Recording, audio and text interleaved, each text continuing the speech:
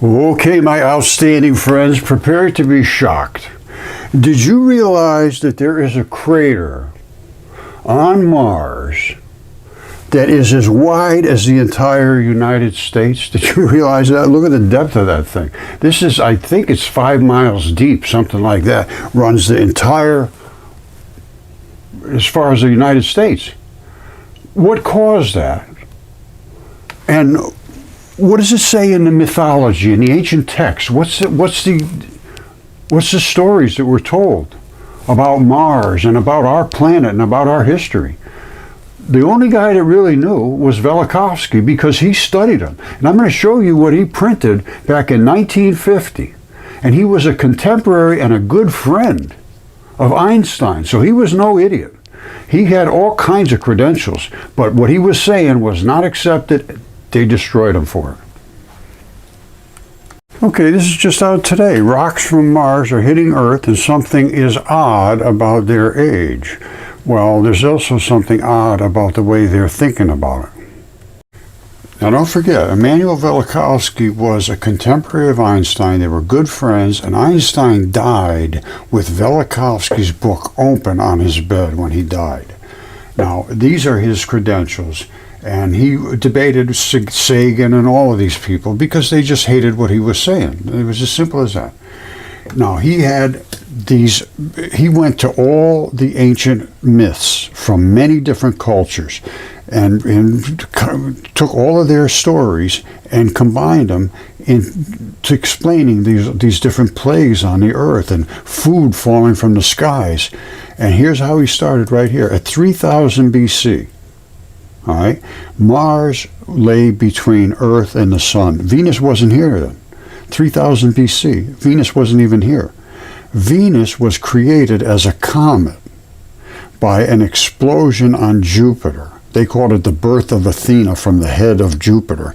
Leaves a great red spot. Well, it was literally a female body part, as I will show you, and it's still there today. And it looks like it's about ready to give birth again. And the ancient statements were Venus was birthed by the feared god Jupiter, because Jupiter is the planet that gave Venus its life through its red spot. And if you don't want to see female body parts, don't look, because you're going to see a female body part, absolutely no question, on Venus. And then I'll show you what the human one looks like, and they're identical. I mean, identical. And Venus red spot is not a storm. It's a mound, a Venus mons they call it. It's a mound that is right over the top of the Venus of a human being. It's the Venus mons. And the wind is coming in and circling around it because it has to get over that mound. And it creates that red spot. You'll see it right now. All right, let's just start with the size. Look at the size of Jupiter. This is Earth sitting in the red spot. Earth is literally almost identical size to Venus. And that's where Venus came out. And let me show you what it did. Now, don't forget, now, this is going to be quite graphic. But before we get there, remember this. These clouds are all swirling. You see how they're swirling this way? The planet is rotating in this direction this way. So the red spot is moving through these clouds that are the atmosphere. And they have to get around it because it's a mound. So they go around this way and they swirl off this way. This is not a storm. So the planet spins this way. The clouds come this way, and to get past the mound, Venus mons, they have to spin. That's what you're seeing there. Okay, I'm going to just start right out with the big guns. Immanuel Velikovsky was an associate and a good friend of Einstein, and he went back and researched all the ancient myths, and from many cultures, a vast array, stories, texts, carvings, the stuff that's in the museums and everywhere. And he compiled them all, and he found out that everybody had a very similar story. And it went back to about 3000 BC. And Mars apparently was birthed, Venus was birthed from Jupiter. And it came out of the great red spot on Jupiter. And it passed by Earth twice, very close to Earth, nearly collided with Mars, and it did eventually collide with Mars. But Mars and Venus approached the Earth repeatedly. Mars was thrown out into it, that's why they were so obsessed with the skies and the heavens, because it destroyed the Earth. 687 BC, final near collision sets them in their current state of orbits.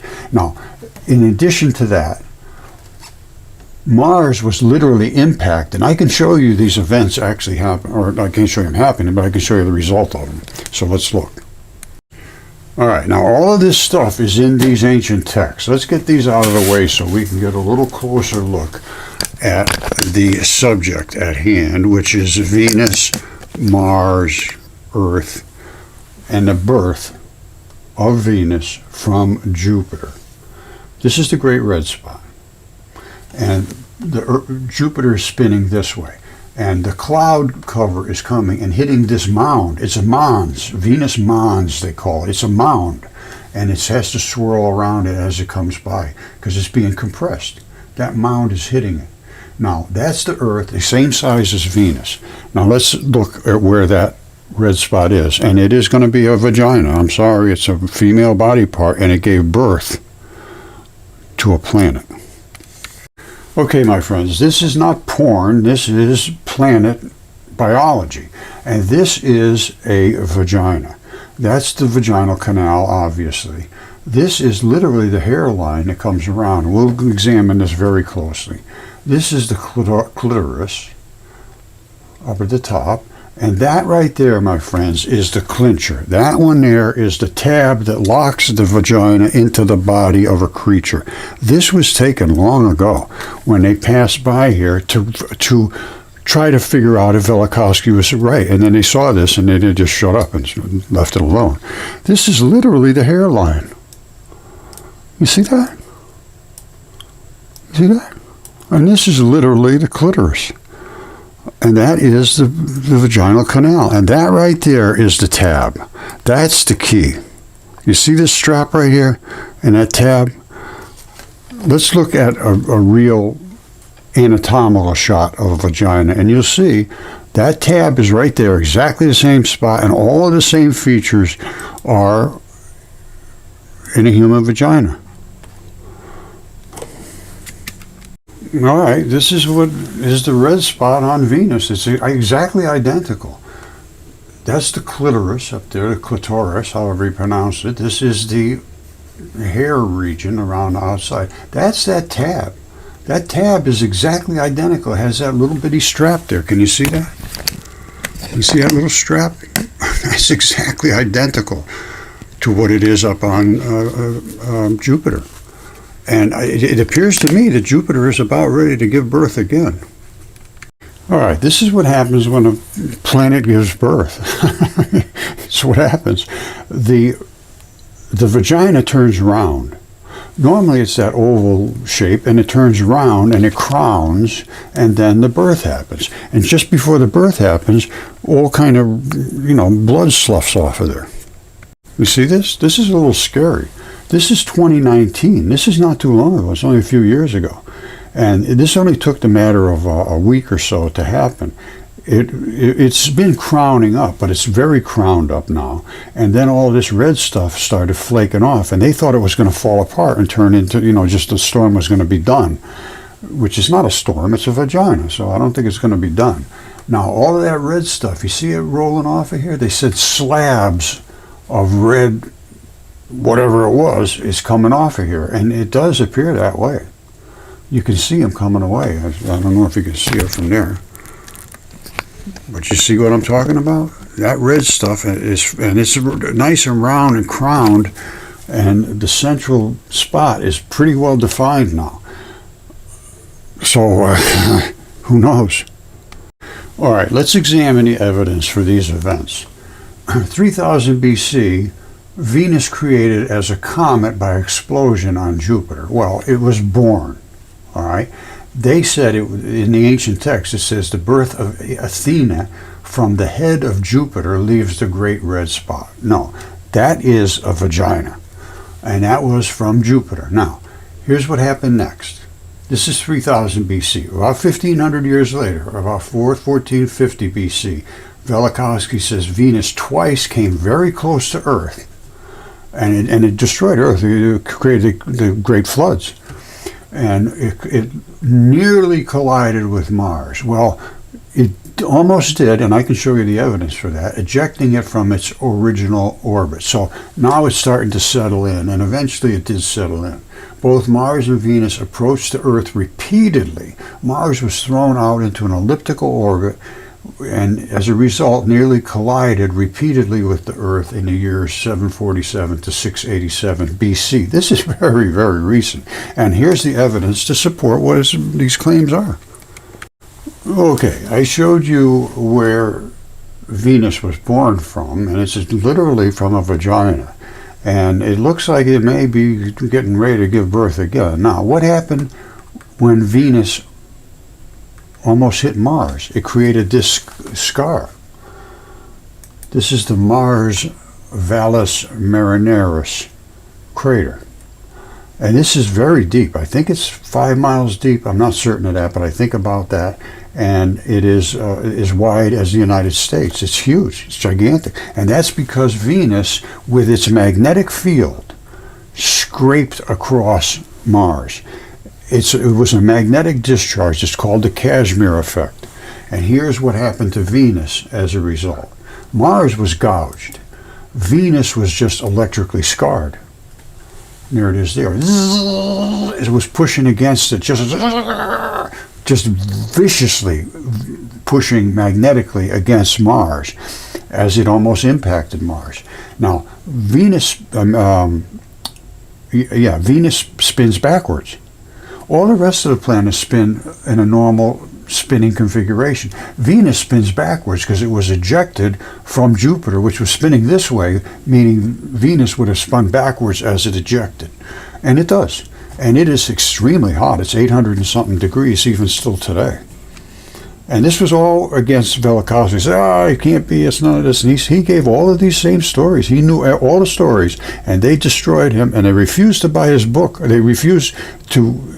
They made the publisher take the book off the bookshelves. Otherwise, they weren't ever going to buy any more books. All right, I wrote a book about this affair. Emanuel Velikovsky, totally destroyed by the academics. They just hate anything that goes against what they dictate. And it says that astronomers at Harvard suppressed the publication of The Worlds in Collision by forcing Macmillan to reject the book with the threat that no more academic textbooks would be sent to them for publication. And Worlds in Collision was number one on a New York Times bestsellers list 11 weeks in a row, and they forced him to take it off because it was so well received. And they all destroyed him. Every one of them that went against him. And Isaac Asimov said this was not only immoral but a blunder to do what they did to him. It says, why are Velikovsky's ideas so unacceptable? The short answer is that his solar system doesn't conserve energy, momentum, angular momentum. They call all these nonsense things. For example, one can calculate if the Earth was stopped from rotating, the Earth stored its rotation, would be released as heat. It's just all nonsense. They came up, they have no idea about this stuff. They have no idea about this stuff. And they say, well, you're wrong because it just goes against what we wanted to force you to believe. All right, I think I've shown you enough to say that Velikovsky did go back through everything, through history, and he had all of the correct interpretations of what they said in history. Not just, they were just trying to, scare kids and stuff like that. No, he went and found out all of these things that they said about all the plagues, about the lice and the flies and the cattle and the boils and the hail and the locusts and the death of the firstborn and manna falling in the desert. He could explain all of these things with the fact that Venus was literally born from a vagina on Jupiter. It explains everything if you can take it in that context and understand it. Okay, this is the same time I wrote the book about Velikovsky because I was kind of upset that nobody would listen to me. And I did study fascia very, very carefully. I was the only one in the world doing it this time. Fascia facilitated fossilization. I realized from the past 5, 6, 7 years that this was what created excellent fossils. This is fascia coating a lung. This has been DNA tested, CAT scanned, everything. It's flat because they all get flat from the flood. And they disassociated from the bodies because the oceans are literally boiled, or at least the rivers and lakes. Now, this is what I wrote back in 2015. Again, the same time I wrote my book. It said, tissues in your body are varied and many different types of tissues, all kinds of different. Some vascular tubing is completely impenetrable, and connective tissues are highly mineralized. They have a lot of strength to them. Skin, particularly, has 50 times the silicon as other tissues. Now remember, I wrote this in 2015. Silicon carbide is the fossil version of skin with a 9 on the hardness scale. It's tough. It means it's hard and grippy and tough as hell. Mud fossils contain all body parts, and each is the product of fascia-facilitated fossilization. The fascia facilitates the fossilization because it keeps it protected. All of the bodily tissues are inside this rubber bag, and that's what protected them and kept them to facilitate into fossils. Fascia is part of the connective tissue and invests itself in bundles of certain places in the body. They tag in, just like I showed you in the vagina. That's a tag. That's a bundle. And it says that these sites correspond to ancient acupuncture points quite closely. This is where they attach, and they shock those little spots, apparently, get them start working again or something. It's now suspected that fascia connective tissue may be fiber optic. That's my suspicion. I don't know if anybody else thinks it, but I think it's very, very possible. Fiber optic just means that you're sending a signal down a wire. It doesn't have to be a light bulb. Now, fascia was thought to be merely packing material. At this point in time, I had talked to people all over the world about fascia, and only people who knew anything about it were the sports injury people. The regular doctors, they said, oh, that's just fuzz. Listen, I'm not kidding you. They said, we just cut it out and throw it away. I'm not kidding you. That's a fact. Fascia was thought to be mere packing material, virtually inert. It has long been ignored as a subject of research. Nobody bothered looking at it. Recently, however, there has been new equipment that allows viewing of the fascia as it does its job, because it is your immune system as well. They didn't realize it's your immune system. Once again, many experiments, there was totally unexpected results. The fascia is the tubular fluid-filled network, the fluid-filled highway. So let's look at what has recently been talked about. Now, don't forget, 2015, same time I wrote my book, and this is 2018 now. This is 3 years later. They say, meet your interstitium, a newfound organ. That's the stuff I was talking about right there.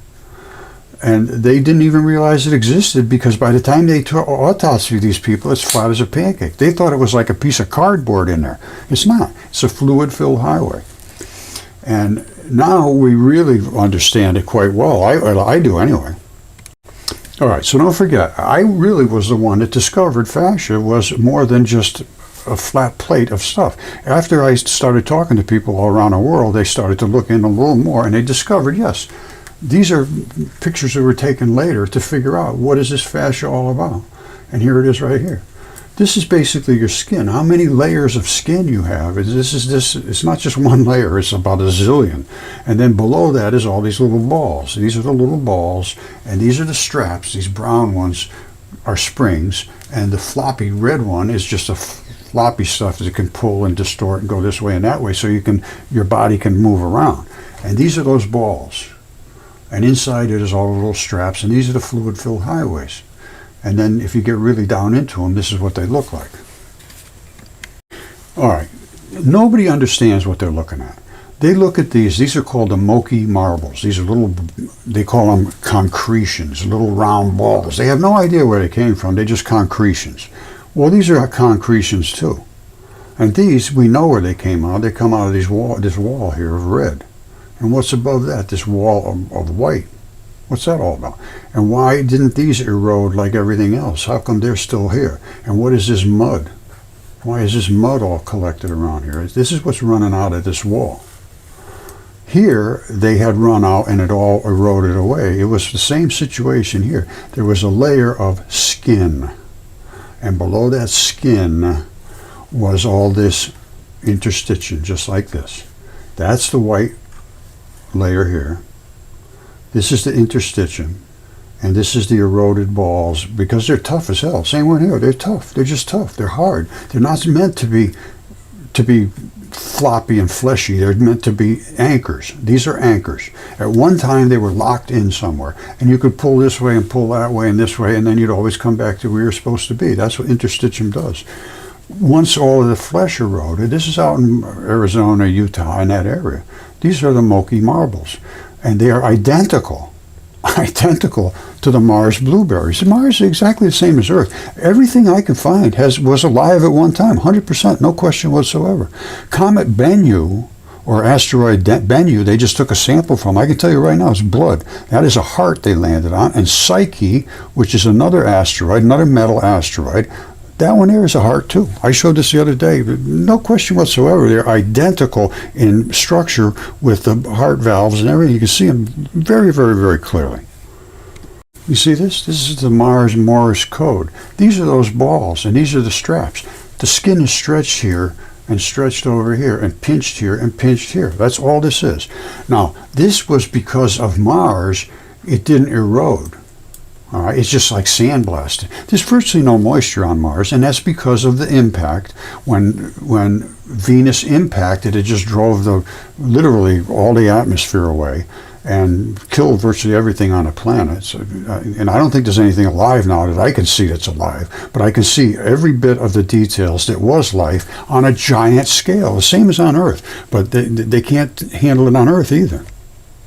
So don't forget, this is where you can just pull and stretch and do all that stuff. That's on Mars, and it has to be on Mars because you would never get this effect on Earth because of the erosion. These are not pictures of Earth. These are things from Mars. Believe me, I do the research. I know what I'm talking about. Now, what else is on Mars that they can't explain? Well, here's right here. This here's the Mars crab. Ooh, a crab. No, it's not a crab. I'm going to show you exactly what it is. That, my friends, is an artery, and that is a vein. The arteries have blood vessels sticking out to feed all of these sarcomeres. This is right down in here. It's blown up here so you can see it. These are muscle bundles of sarcomeres. You see all the little connective tissue stripes in here? Inside of there was some red stuff that pulls them together. That's why they're block here, block here, block there, block there, and all the connective tissues running this way. That's why this is the red planet. It killed all of the living biology here, and all of this stuff is red blood cells. Basically, that's what it is, eroded red blood cells. All right, these are all of those layers of connective tissue, and the red stuff is eroded away, and the blocks have separated because they just eroded. Now, I think I have another shot of this here. This is basically living striated muscle, and these are the blocks, and these are what they look like when they erode. And that's what's up on Mars. And here's what it looks like here. The red stuff erodes out, and you get left with these connective tissue filaments. That erodes, that erodes, that erodes. It's exactly what you see on Mars. No difference whatsoever. There they are. Those are the blocks. And this fed them with blood. And one of them was an artery. That's the big red one. And this one is the vein that brings the blood back. Now, I have the exact same situation here in my shop. And here it is right here. This is muscle. Same stuff, muscle. That was where that's where the artery and the vein was in the one. Now, this one, the legs have eroded away because this is on Earth and it erodes. Up there, everything's just about exactly what it was. It gets dusted off and sandblasted, but the rest is there. Now, this is all heavily mineralized. This is the tendon, very, very tough. This is the muscle, and it erodes away. It's exactly the same stuff, identical. It just hasn't eroded away like the one up on Mars. You see this? It takes a claim, and this is muscle, or they claim this is just layers and layers and layers of sediment. Millions of years in one picture. No, absolutely not. That's one creature fell over dead. However long it took him to die, that's the time frame of this picture. Watch carefully. You see this circle here? You see this big white stripe coming down? That is the center of a tendon. The tendon has to move back and forth like this in your body, and this locks it in tight right in the center. And I have one here in my shop that's virtually identical, if I can find the picture. Hold on a second. All right, remember this. From here, it's just gone. Why would that be gone? And why would this be gone that way and just this piece sticking up? I can tell you precisely. This is tendon. That's why it's tougher than anything else. There was a bone here, and there was muscle coming this way. That's the abrupt transition. Here's what I have in my shop. Identical, same thing. Here it is right here. All right, this is the muscle that eroded away. That's gone. From here is gone. From back here is gone. This is the tendon, tough as hell. You see that ball right there? That's this ball right here. That white stripe is the white stripe that runs right down the center of the tendon. Let's look. I got another shot, a little better, I think. This one here. You see here? There's the ball right there. That's that big white stripe that runs right down the middle. These look like layers of stuff, which is not. It's tendon. From here over here, you see the red stuff? That's cheap. It's muscle. It erodes away. The muscle erodes away. Same thing back here. The bone erodes away. And this is the tough spot, and that's stuck up in the ocean. All of that is blood to service all of these muscle fibers. It takes a ton of blood to make a muscle work. This is no blood at all, virtually none. It's almost inert. But that is the ball that holds this strap. You see this strap coming down here? It holds that ball into the bone. And that way there, this can jiggle around back and forth. And it still is held here in the middle.